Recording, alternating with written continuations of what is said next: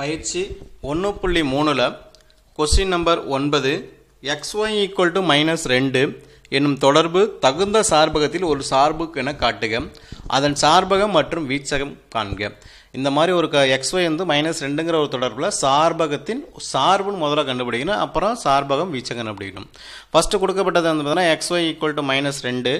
இதில் எக்ஸோ ஒய்யோ ஏதாச்சும் ஒரு பக்கம் இந்த பக்கம் வச்சுக்கிறோம். ஒய்யை வச்சுக்கிட்டோம்னா -2/x, எக்ஸ் வச்சுக்கிட்டோம்னா -2/y, எதை எப்படி இருந்தாலும் வச்சுக்கலாம்.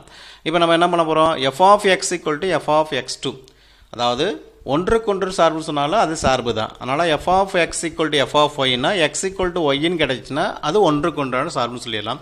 இப்போ f(x1) = f(x2) அப்படிங்கும்போது இந்த இடத்துல x1 போட்டோன்னா எனக்கு என்ன கிடைக்கும், -2/y1. இங்கே x2 கொடுக்கும்போது -2/y2. அந்த -2 கேன்சல் பண்ணிடலாம்.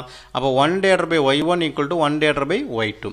அது தலைகளில் சமமாக இருந்துச்சுன்னா y1 = y2. அடுத்து f(x) = f(y) இருந்தால் x = yன்னு வந்து நம்ம ப்ரூவ் பண்ணி காட்டியிருக்கிறோம்.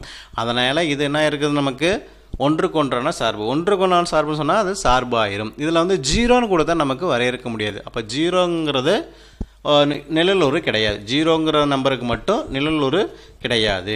அதனால் சார்பகம் எப்படியா இருக்கணும், ரியல் நம்பரில் 0வை தவிர r- சிங்கிள் செட் ஆஃப் 0.